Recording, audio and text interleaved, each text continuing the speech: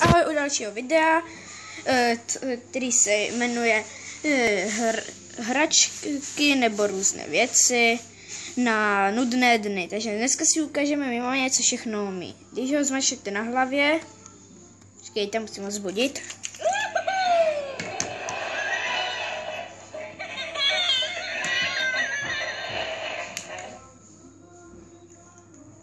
Pardon. Už ji mám celkem dlouho, takže jen zmazamenou nohu, to se fakt omlouvám. Když ho zmačknete na hlavě, svítí.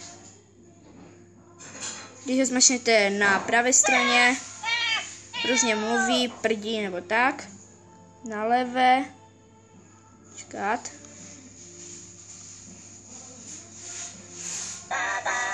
Tak začne zpívat.